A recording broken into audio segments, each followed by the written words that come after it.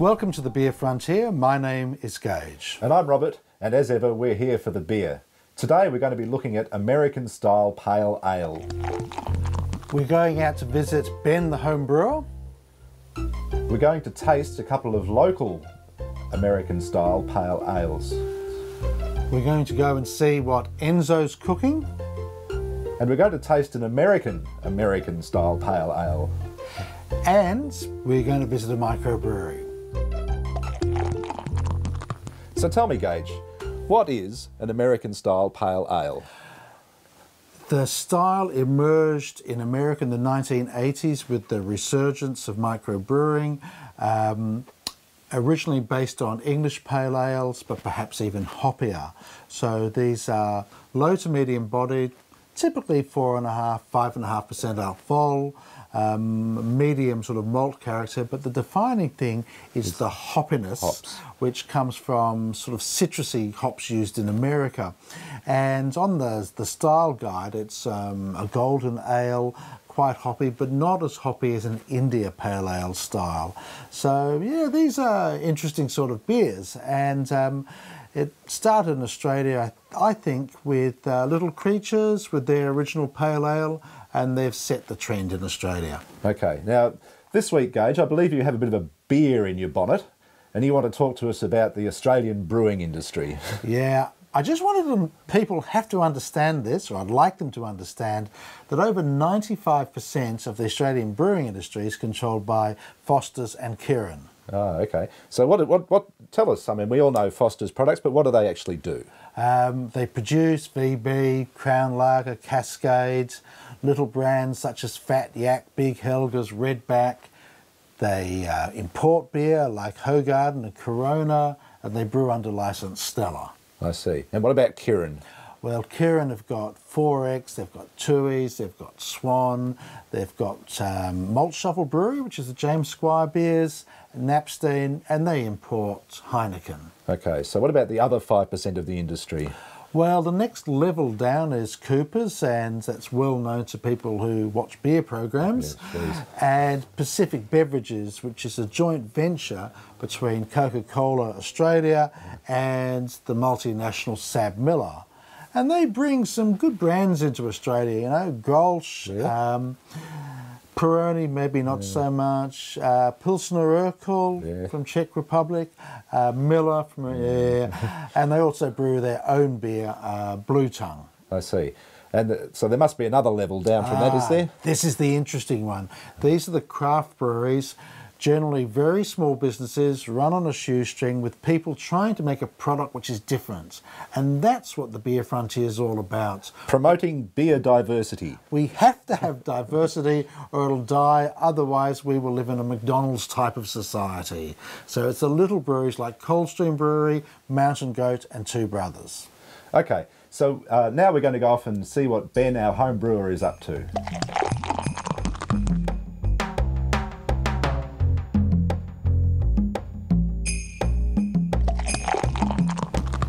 Alright guys, so now we're going to move on to the exciting stuff. We're going to move on to the mash-in, okay? So let's have a look at what we've got here. This is my mash tun. It's actually also a lauter tun, so it's a mash lauter combined vessel. This happens in commercial brew houses as well, saves a bit of space and makes life a little bit more efficient. If we look down inside here, we'll see that there is a false bottom, and that simply is for the grains to settle on, and then we can filter the sweet wort through there, recycle it, and then into our kettle later on. Okay, so quite simply, in order to use this thing, my temperature of my pot liquor is perfectly ready to go. So I just have to know what temperature I need to mash in at. I've already calculated that. I want to hit it about 76 degrees or something like that. So we simply open up the liquor here. In this case, oh dear, put some in there. What I'm doing here is simply putting some base water into the bottom of my mash lauter tun, so that when I put the grain on top, it settles down neatly onto that bed and it doesn't clag into the false bottom there. Quite straightforward, really. Okay, so the foundation water is now inside my mash tun. So it's time now to put some grain in. When we're doing this, we simply want to try and mix, well, first of all, sorry, we want to lay down a simple bed on there. So I'll put a little bit in. And once that starts to become dry, I'm then going to turn on, oh dear, some more hot liquor to mix it in. The whole point being that I really don't want to get any dough balls in there, because if I end up with any doughy bits of this which remain unsoaked, what I'm going to do is get less extract out of the brew. So I'm losing my own dollars by doing that, basically. So giving it a good mix is always a good thing. So that's going in fine. It's actually often quite a useful job if you've got two people to help you out. One to stir, one to pour.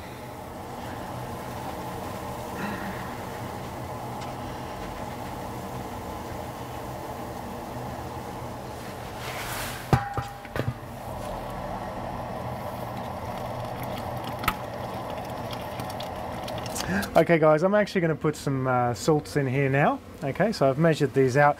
Unfortunately, Gage forgot to get them out for me earlier, so I'm putting them in now. Normally I would actually mix the salts in with the grain before I mash in. The reason for that is that the salts will then get into all of the grain and become part of the process of the mash, whereas now I'm going to have to mix them in a lot more so that they cover the entire grain bed. Okay, so it looks like we're just about ready there. The mash is now full up, so I'll turn the water off. We've got a nice covering of all the grain there. I've gotten rid of any doughy bits, so the grain has access to water. And what's important is that we've achieved our target temperature, which is 67 degrees. I think I said 76 before, but it's definitely 67 we want to hit. That's the temperature at which all the enzymes in there are going to do their stuff most effectively. So basically, we're just going to put a lid on that, and that's going to sit in here for around about an hour. And I'm going to do some tests as we go along. I'm going to do a starch test.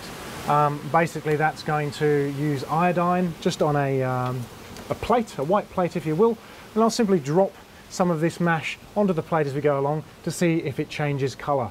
Once it stops changing colour, I know that all my starches are converted to sugar and my job's done. It's usually about an hour, but we'll see by the end of it.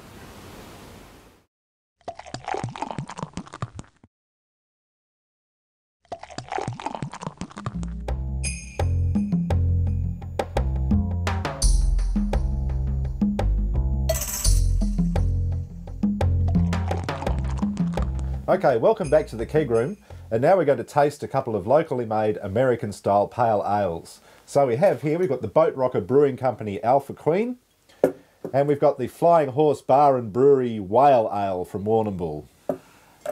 Boat Rocker's an interesting one. Another microbrewery without a brewery. However, they're quite upfront about this. They're honest about this. They say on their website, we're saving it for a brewery, and we're having somebody else make our beer to our recipe whilst we save up the bucks. And I've got to say that that is quite refreshing in honesty, because every second brewery in the world seems to invent their history. And the other beer, the foaming beer from Flying Horse down in Warrnambool, well, this is a funny sort of place. They've got a TAB, they've got a sports bar, they've got a restaurant which has got the same menu as 13,000 other restaurants in Australia, you know, Parma, Caesar salad and porterhouse steak. And they've got a conference centre, so I'm a bit confused with the Flying Horse one. I'm not sure whether Flying Horse has got a microbrewery with the other bits added on, or whether they're trying to support this sort of mini Warrnambool conglomerate by brewing beer on the side. So what do you think of the Boat Rocker? Ah, the Boat Rocker. Well, the Boat Rocker to me is a complete surprise. I wasn't expecting a beer this good at all. It's got fantastic caramel smell to it and sort of citrusy, almost floral overtones to it. It's got a lovely colour. The malt hop balance is really nice. It's bitter but not too bitter. It's an excellent beer for my reckoning. It's a 4-star beer for me. I think it's lovely, Robert. I agree with you. Maybe not quite 4-star, maybe it's 3.5 for me, but it has got really nice hops and malt balance, and it has got the bitterness I'm expecting, and it is clean and it is very refreshing. It's a very, very good beer, but it just doesn't quite have the finesse to be a great beer. But yeah, it's good beer. So what do you think of the Whale? Well, where that was a surprise, this is a disappointment. It's got a very pungent sort of rotten lemon sort of smell to it, which is not so nice. It's over foamy, and it's extremely bitter, so they haven't really got the balance right. It's not a great beer at all by my reckoning, so for me that's a 1.5-star beer. I don't want to put any more in my mouth of that. I really do not like that. I think it's quite unpleasant and it's dirty. I reckon a 0.5-star beer. Wow, hard man.